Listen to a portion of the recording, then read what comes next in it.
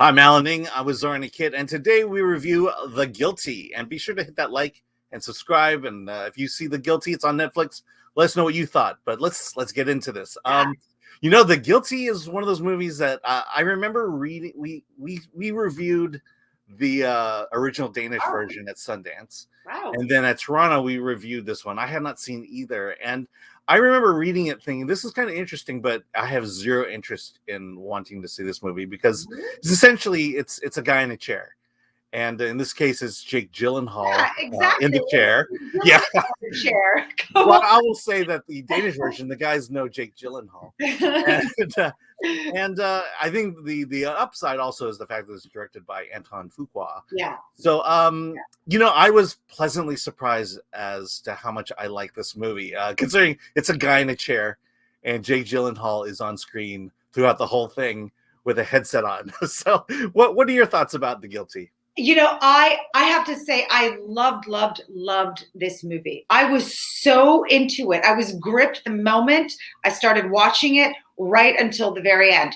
It kind of reminded me, and I wrote it down here, it was a little bit like Tom Hardy in Lock, which was a one-man show with Tom Hardy in the car, and he was on the phone and the other characters came in that way. This is not quite as isolated because he is at a call center. He's a 911 operator. So there are some colleagues around him, some supervisors and such. So he's not totally isolated, but it's close. It's close. And I feel like this, Jake Gyllenhaal has shown with his body of work that he is one of the most consistently he's just a great actor. He just like gets better as he gets older, or I don't know what it is, but he just continues to deliver and deliver and deliver and deliver.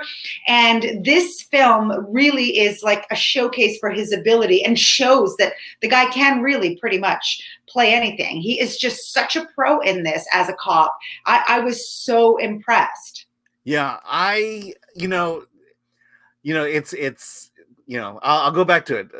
I go in thinking this is just a guy in a chair, but there's so many layers to it, and there are at least 3 layers I saw, and Jake Gyllenhaal just created this character that just fit it. It's a guy who's not just investigating or trying to deal with a woman who calls the call center and is in the process of being kidnapped or is being abducted by her ex-husband. But then you have his estranged marriage. And then on top of that, you have an investigation that the guy is going through for a shooting that we don't find out until later in the film. And so the story just has this depth to it that is and plays out so perfectly that it is a thriller. And it's not, I've seen stuff like this before, and it's just so much better than that and so much more inventive than that. Well, yeah, I agreed. And that to me, it's a credit to Jake Gyllenhaal's acting, but also it's a credit to Antoine Fuqua's directing, because within the first few minutes, you are told really quickly what this is all about. You're like, here's this guy in a call center. He's kind of an asshole. Like, that's established right away. Secondly, there's something wrong with his marriage. Something's going on there.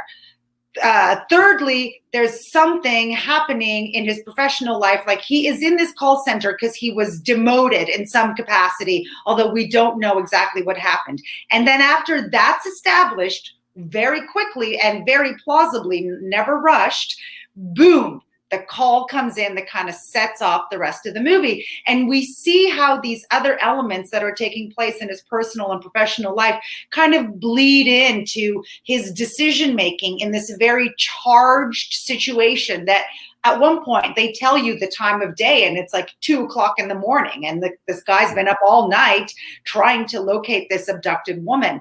And I was, on the edge of my seat, when Jake Gyllenhaal is telling the woman to breathe in, breathe out, and trying to get her to calm down. I found myself listening to those instructions because I myself was so stressed about everything that I had to calm myself. And then the twist reveal that happens, I just, the tears just started gushing. And I the ending, when you're watching this, you're wondering, well, how are they going to end this thing? And oh my gosh, what a perfect ending to this movie. Yeah.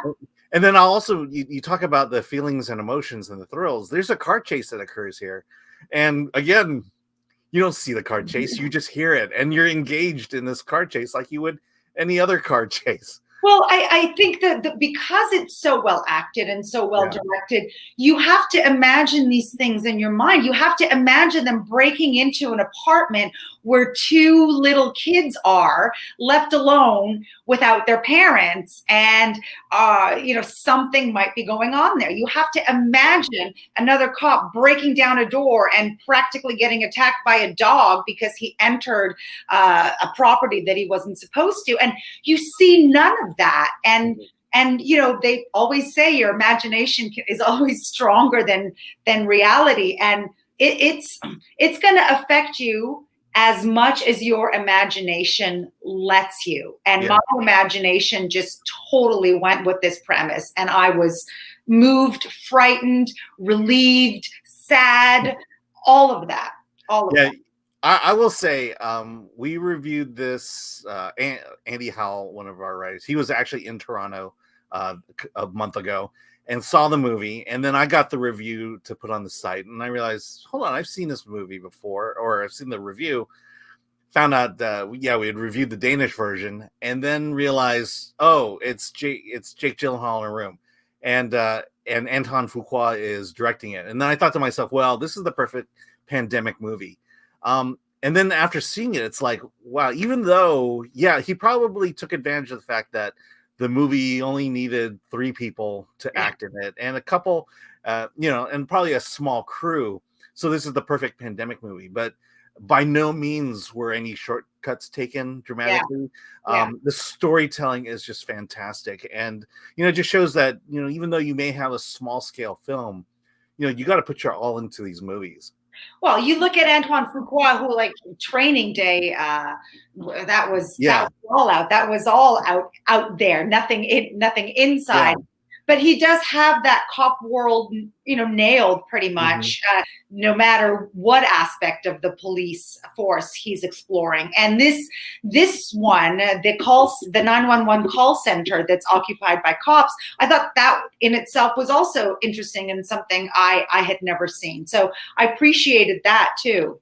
Yeah. So clearly you're thrilled by this one. It hit all the right emotions, and it succeeded in its gimmick. So I'm going to say, I don't think you gave it quite a 9, but I'm going to go 8.5. 9. No, I think it's so deserving of a 9. In fact, it actually makes me want to rent the original and watch it. And I think the mark of a great remake is that if it actually inspires you to go and watch the original. I'm just so curious what the differences are, because this one was set in California, wildfires, some distinct LA kind of or California things that happen here. So curious to see if that was in any way present in the Danish version. But based on the photo stills, there's not a lot of difference visually between the two movies.